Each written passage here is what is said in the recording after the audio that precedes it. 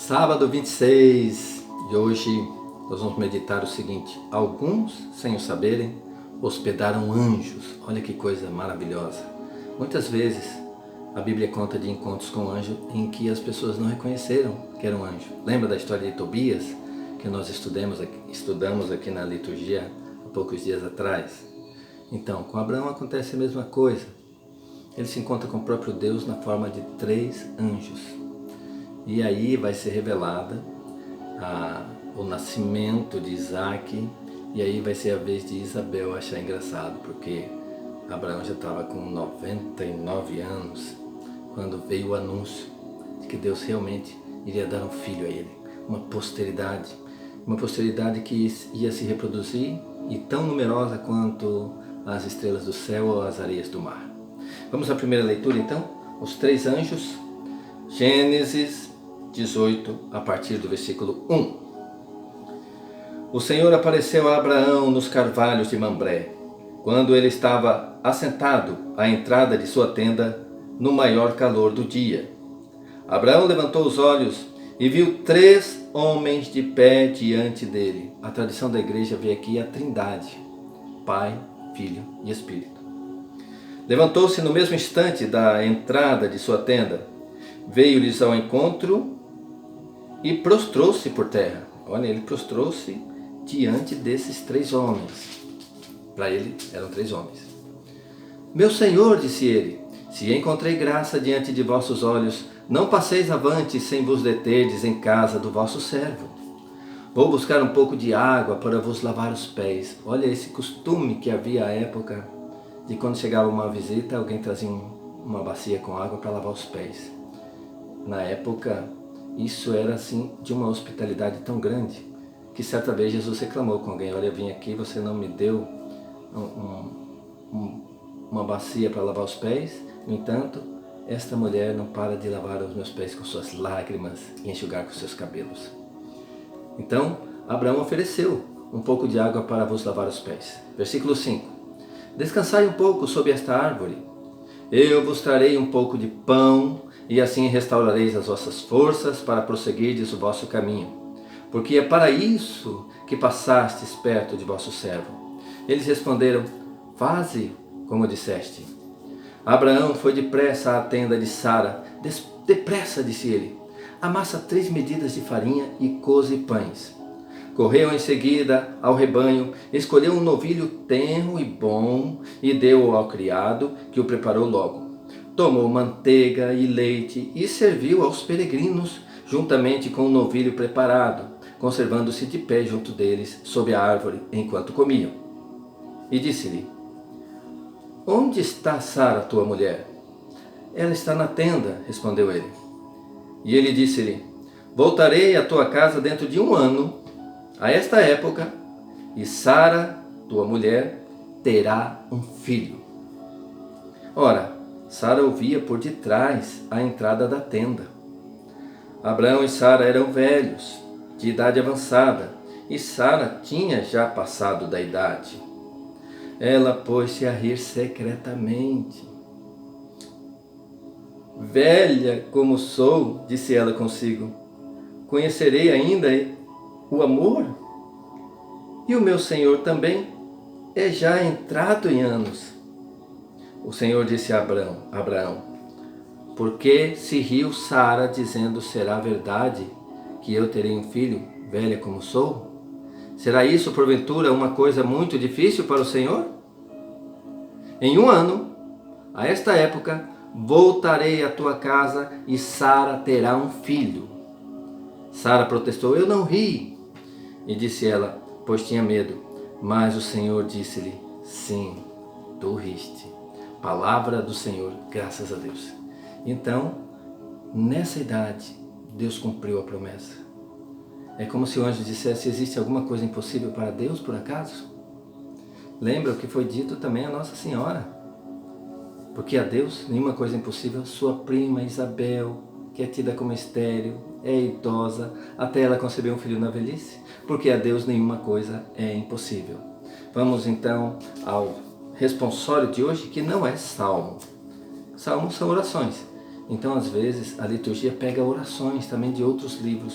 No caso hoje, a oração do responsório não é um salmo, é do Evangelho de São Lucas, capítulo 1, versículo 46. O Magnífica, a oração que Maria fez quando ela concebeu Jesus. E foi visitar Isabel, né? O Senhor se lembrou de mostrar sua bondade. A minha alma engrandece o Senhor, e se alegrou o meu espírito em Deus, meu Salvador, pois ele viu a pequenez de sua serva. Eis que agora as gerações hão de chamar-me de bendita ou bem-aventurada. O poderoso fez por mim maravilhas e santo é o seu nome. Seu amor de geração em geração chega a todos que o respeitam. De bens saciou os famintos e despediu sem nada os ricos.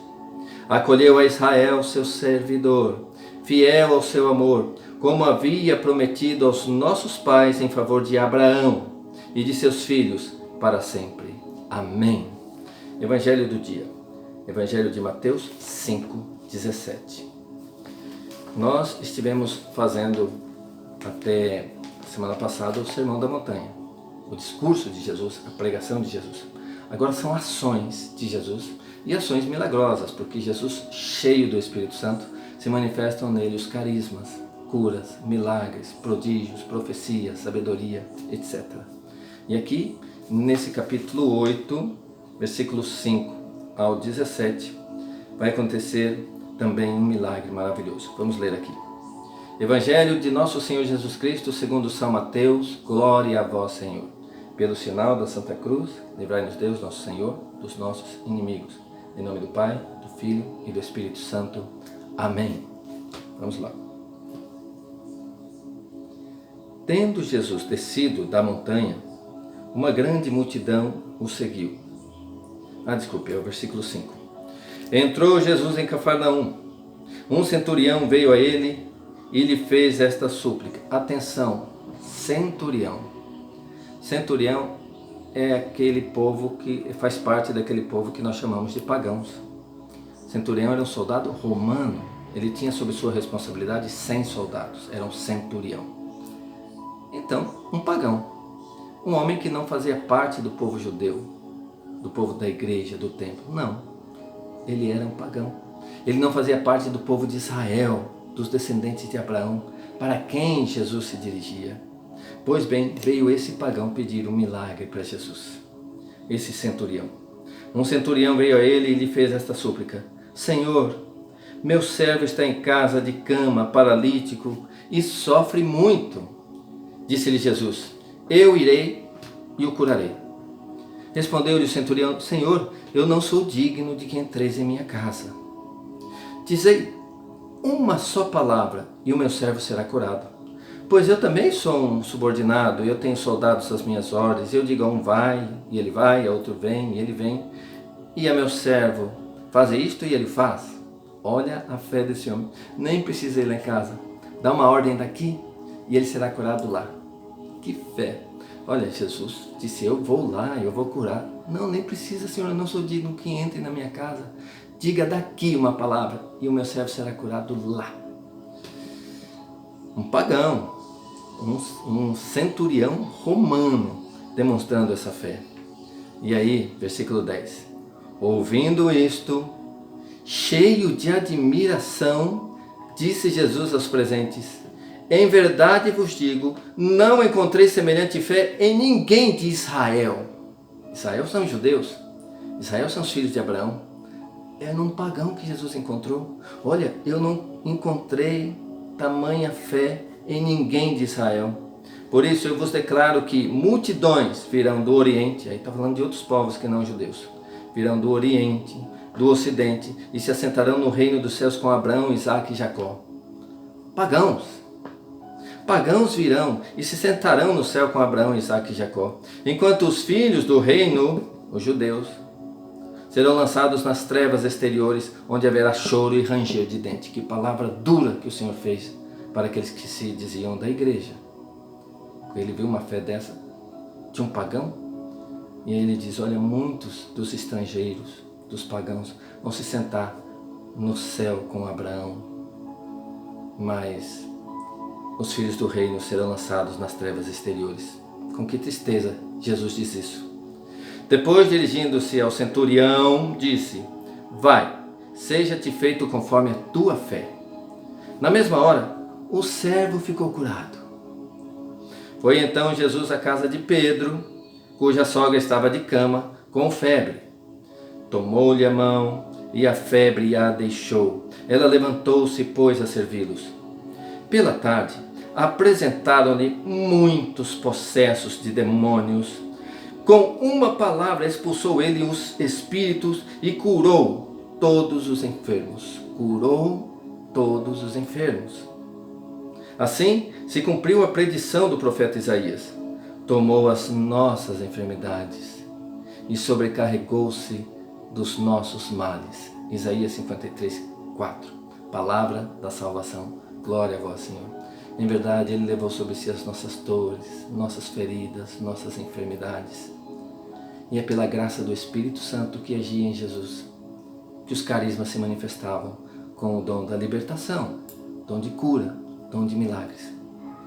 Senhor, que nós também sejamos tomados por essa fé do centurião, um pagão. Que nós também possamos com toda a confiança dizer para o Senhor: Senhor, olha aqui a minha situação, olha aqui a enfermidade que me encontro. Dize, Senhor, uma palavra e essa enfermidade me deixará. Essa enfermidade deixará aqueles que eu amo. Meu irmão, minha irmã, nesse momento de oração, coloque agora os teus enfermos, as pessoas que você sabe que estão precisando desse socorro do Senhor. Acaso existe algo impossível para Deus?